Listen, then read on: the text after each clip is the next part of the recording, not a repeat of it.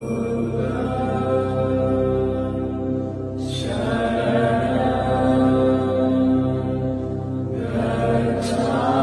वक्त खड़े हैं हम उस मंदिर के बाहर जहां विश्राम अवस्था में, नींद की अवस्था में महात्मा बुद्ध की मूर्ति स्थापित है, जिसे हम आपको दिखाएंगे। लेकिन उससे पहले, जैसा कि यहाँ लिखा हुआ है, मैं आपको बता दूं, ये वो मंदिर है जहाँ भगवान बुद्ध को महापरिनिर्वाण की प्राप्ति हुई थी, जिसके बाद वो तथागत कहलाए। महापरिनिर्वाण अगर आपको नहीं पता तो मैं इसे साधारण शब्दों में आपको समझा दूं। महापरिनिर्वाण का अर्थ होता है जब कोई व्यक्ति अपने शरीर को, अपने देह को त्याग कर अनंत में सदा के लिए विलीन हो जाता है, और बौद्ध धर्म में इसे महापरिनिर्वाण कहा जाता है। महात्मा बुद्ध ने जब अपना दैहिक शरीर जो था उसे त्यागा और जब वो अनंत में विलीन हुए, इस प्रक्रिया को महापरिनिर्वाण कहा गया, और इसके बाद महात्मा बुद्ध कहलाए तथागत। उनकी निद्रा में अवस्था में जो यहाँ मूर्ति है वो हम आपको दिखाएंगे, और उसके पीछे जो महत्व है वो भी आपको साथ ही बताएंगे। चलिए आपको लेकर चलते हैं सीधा मंदिर में।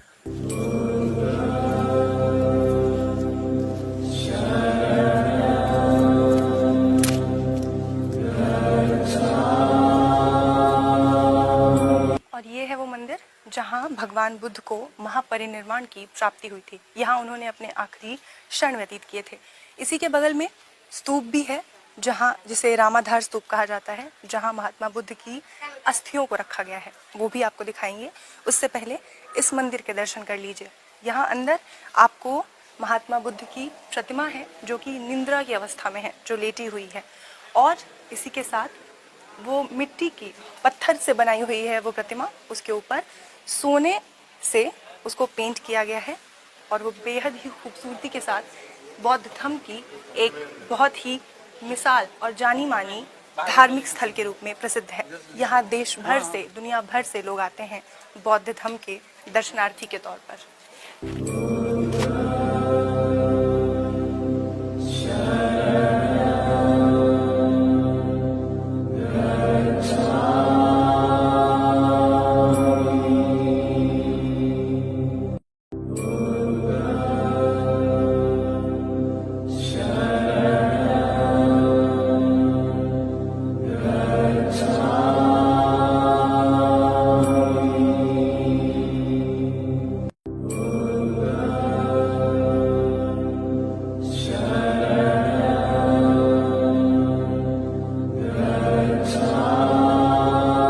पुरातत्वविद ए कनिंघम ने जब भगवान बुद्ध के इस स्टैचू को उकेरा था, जब उन्हें ये मिला था, उसी के साथ ही उन्हें मिली थी आसपास की ये धरोहर, जिसे आप देख सकते हैं।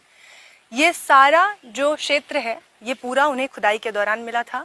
यानी ये आसपास के जितने भी जो भी चीज़ें आप देख रहे हैं, यहाँ कहीं तालाब है, कहीं पानी का सरोवर है, ये सारी ही ऐतिहासिक धरोहर है, और अब ये भारत सरकार के अधीन है। इसका रखरखाव भारत सरकार के अधीन किया जाता है। ये सभी उसी वक्त मिले जब भगवान बुद्ध की वो स्टैचू, वो प्रतिमा जो कि आपने देखी, उसके दौरान ही, उसकी खुदाई के दौरान ही ये सारी चीज़ें मिली थी। ब्रिटिश शासनकाल के दौरान भारत में इन सब को खोजा गया था, और तब से ये भारत सरकार के अधीन है, इनका रखरखाव किया जाता है, और ये टूरिस्ट प्लेस है जहां आप आसानी से निःशुल्क आकर यहाँ घूम सकते हैं और इस इतिहास का साक्षात्कार कर सकते हैं। रोक दीजिए।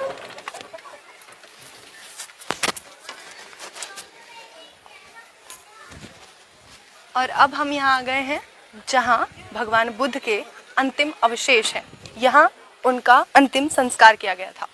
रामाभार स्तूप के, आपने देखा, ये रामाभार स्तूप है जहाँ उनके अवशेषों को रखा गया है, और उसी के ऊपर एक स्तूप बनाया गया है जिसके चारों ओर बौद्ध धर्म के जितने भी अनुयायी हैं वो परिक्रमा करते हैं और बौद्ध धर्म का अनुसरण करते हैं। रामाधार नदी के पास ही बना हुआ है, इसीलिए इसका नाम है रामाभार स्तूप। चलिए आपको दर्शन करवाते हैं अंतिम अवशेषों के, भगवान बुद्ध के।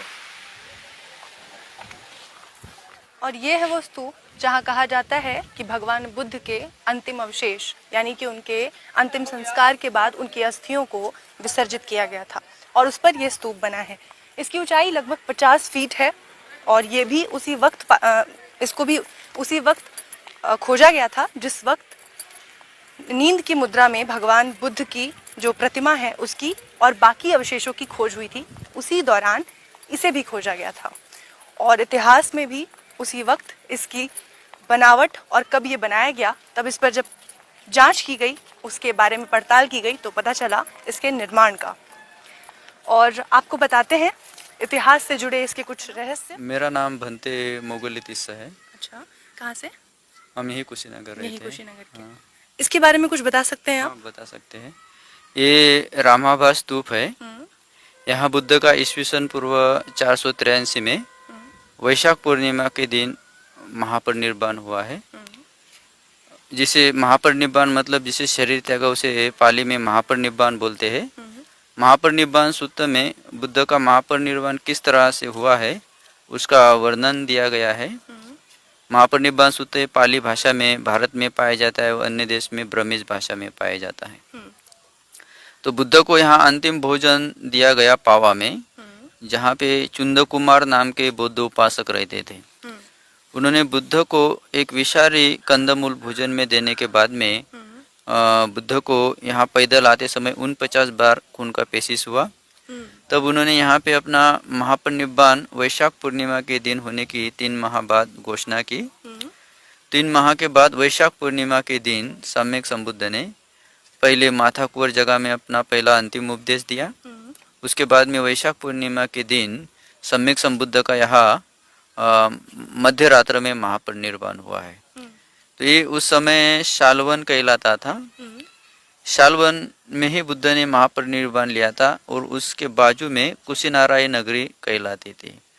कुशीनारा का जो राज्य था ये मल्ल लोगों का राज्य था। मल्ल राजा लोग युद्ध में निपुण पाए जाते थे। इस तरह से मल्ल राज्य शाक्य वंशी और बुद्धिस्ट कहलाता था।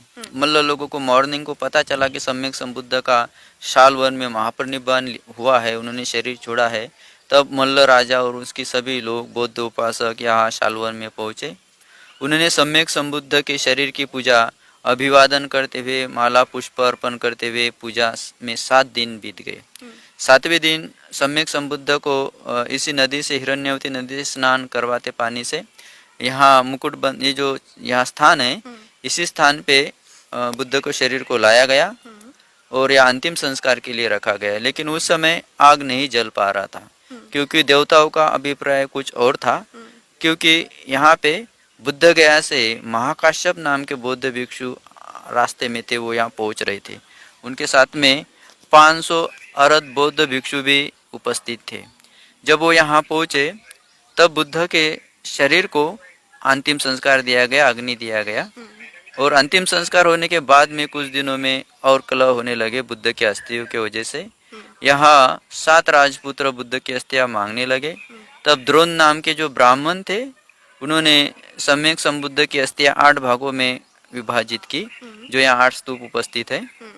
तो वो 8 भागों में अस्थियां बांटने के बाद में एक स्तूप 7 राजा को दिए गए। 8वें भाग पे एक स्तूप बनवाया गया, इसका नाम था मुकुट बंधन चैत्य। और जो मेन टेम्पल की जगह जहाँ सम्यक संबुद्ध का महापरिनिर्वाण हुआ वहाँ पे महापरिनिर्वाण स्तूप बनवाया गया, जहाँ मूर्ति है। लेकिन 1873 में जब यहाँ लड़ाई हुई मल्ल राज्य में, तब यहाँ पे बौद्ध भिक्षु की हत्याएं हुई। बौद्ध उपासक सैनिक यहाँ सब मारे गए क्योंकि लोगों की संख्या लड़ाई वाले सैनिकों से कम हो गई थी। तब 1873 से लेकर तो 1910 तक ये भूमि खंडर कहलाई। यहाँ पशु पक्षी जानवर पाए जाते थे। 1910 में जो लोग लड़ाई में जीत गया उन्होंने ये मुकुट बंधन चैत्य का उत्खनन किया, क्योंकि उसके नीचे त्रिपिटक और मट्टी की मुद्राओं पर लिखा त्रिपिटक और स्वर्ण ईंटे 34.14 मीटर वर्तुलकार और पानी के स्थल तक खजाना था, वो निकाला गया। वो मुबलक प्रमाण से था। इस तरह से महापरिनिर्वाण स्तूप के पास से भी जो उत्खनन से सोने की मूर्तियां और सोने के सिक्के उत्खनन में मुबलक प्रमाण से प्राप्त हुए। 1910 में जो संपत्ति मिली उसके पहले बुद्ध विहार यहाँ के नष्ट हुए थे, बौद्ध भिक्षु भी नष्ट हुए थे, इसीलिए यहाँ पे बौद्ध धर्म का प्रचार रुक गया था। तो उसके बाद में यहाँ मंदिर बनवाए गए। वो मंदिर इसी खजाने से बनाए गए, इसीलिए वो मंदिरों को स्वर्ण मंदिर कहलाया गया है। ये रामाभार स्तूप है। यहाँ पे सभी बौद्ध उपासक आते हुए पूजा करते हैं। इस स्तूपों की पूजा करने से हमको हमारे सुखों में वृद्धि होती है, दुखों का अंत होता है। और यहाँ बौद्ध उपासक दान पारमिता पूर्ण करते हुए अपने पुण्य अर्जित करते हैं। इसीलिए यहाँ बहुत सारे बुद्ध राष्ट्र के लोग यहाँ आते हैं, या थाईलैंड, श्रीलंका, ब्रह्मा, इस तरह से तिब्बत, ये सभी बुद्ध विहार कंबोडिया है बुद्ध राष्ट्र के।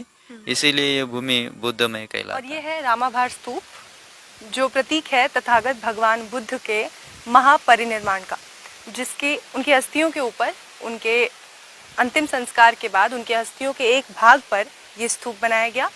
और जैसा कि कहा जाता है कि उनका अंतिम संस्कार था वो यहीं किया गया था, जिसके बाद उनकी अस्थियों को लेकर भी उस वक्त के जो शासक थे, जो धम्म को मानते थे, उनके बीच में विवाद हो गया था।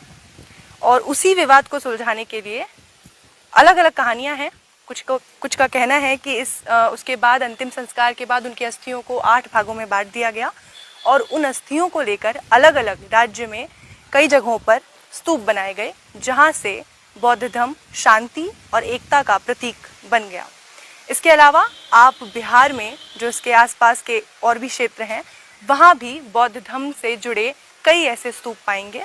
और हमें हमारी इस यात्रा के दौरान जितने भी ऐसे स्थान मिलेंगे, हम आपको उनसे रूबरू कराते चलेंगे और उसके इतिहास का दर्शन आपको कराते चलेंगे। फिलहाल के लिए इतना ही।